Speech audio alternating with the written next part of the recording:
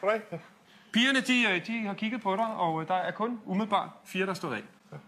Så det er jo meget god odds. Det er ikke helt dumt. Lad os se, hvad pigerne de siger til dig, når de hører lidt mere om dig. Hej Kasper, din mor her. Du har jo altid været en rigtig nem dreng som lille, og egentlig også lige indtil du begyndte at skulle i byen og drikke. Så skete der et eller andet med dig, om det var nogle manddomsprøver, du skulle i gang med.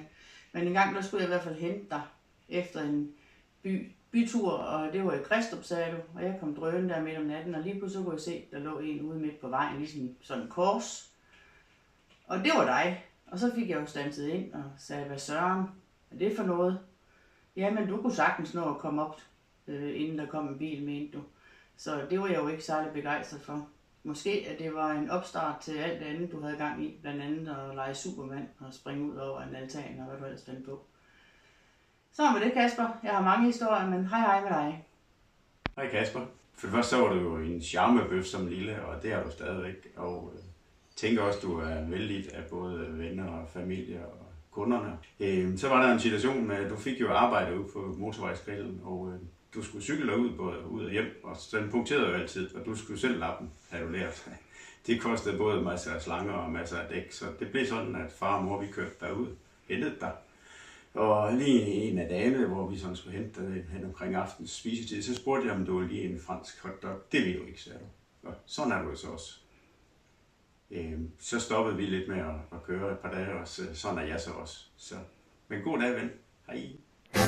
Det første, jeg lægger mærke til hos en pige, det er røven.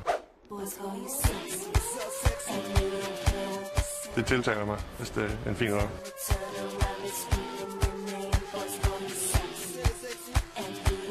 Der er 7 piger tilbage. Nu må vi se, hvor mange af dem, der er tilbage, når vi har kørt 3. runde. Det er jo den runde, hvor vi driller. Godt, jamen, så må vi se, hvad pigerne siger til det, fordi her der kommer Kaspers søster. Hej, jeg er Kaspers bror Jeppe. Kav, han har næsten ikke nogen dårlig kvalitet, det synes jeg i hvert fald ikke. Men hans bedste kvalitet, det er, at han er der bare altid for en. Altså jeg kan spørge Kav om alt, og så er han der bare. Altså han er der er ikke, altså ja, det gør vi bare, siger han, eller ja, det finder bare ud af, at Kav er der bare altid for en, og det er bare det fedeste. Hans dårligste kvalitet, det er måske hans dejligste kone, Maja, er jo meget eventyrlystig, og Kav skulle måske bedre til at sige ja til at tage ud og rejse med hende, og springe i faldskærmen. Just do it, Kav. Du lever kun en gang. Men en sjov historie om Kav, det er, at han kan altid samle folk, og han siger, at folk altid er klar. Alle er klar, siger han. Men det passer sjældent, og så samler han os jo alle sammen alligevel, og så siger hvad så? Du kunne også gøre. Ja, nej, det kunne jeg faktisk ikke, men han sagde, at alle var klar, og så finder vi ud af, at alle var ikke klar, men det sørgede Kav egentlig for, at vi var. Så det synes jeg, det er en sjov historie. Det har han altid gjort. Hej. Og så kan I lære ham lidt bedre at kende. Her. Hej Maja. Du skal vælge Kav, fordi han har lige omkring 230 spil på sin fucking Steam. Han vil holde lag med The Boys hver en weekend. Han beder kun om 5 timer om dagen foran sin PC. Og så er han sød, flot og sjov. Nej, Kav. Det er fucking din egen skyld, du dør hele tiden. Hej, Knudsen her. A.K.A. The Egg. Hvis jeg skulle komme med nogle gode bud på, hvad du skulle vælge Kav for, så skulle det selvfølgelig være, at Kav han er super betænksom, rigtig omsorgsfuld, er god til at sætte andre før sig selv, undtagen i gaming. Der er han lidt af svin, men det lever vi med.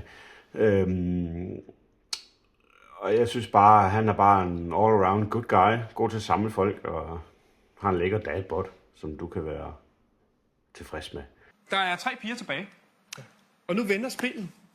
Nu er det dig, der skal til at vælge. Så skal vi ikke bare kalde pigerne op? Skal vælge hende, fordi hun er sjov, fuld af gode idéer og altid klar på eventyr. Hun elsker spænding, men er også omsorgsfuld. Og tænker altid på andre. Med Maja får du både grin, varme og aldrig en kedelig dag.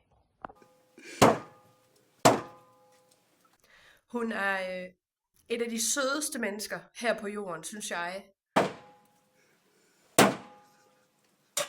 Ja, så betænksom og tænker altid på alle andre. Meget omsorgsfuld og sød og rar.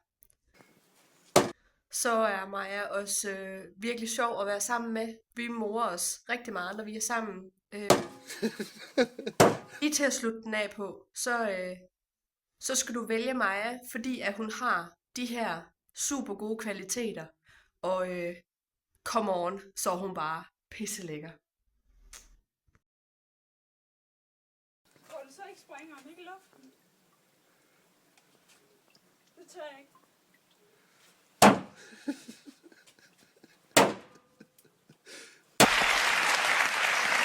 Så er der kun et spørgsmål tilbage.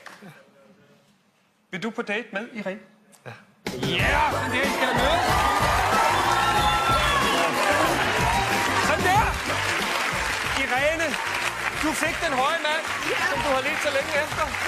Og du fik den gode røv i de stramme cowboybukser, som du gik efter. Så er det bare ud på date. Slå arm om hinanden og se at komme afsted. Ja! Yeah!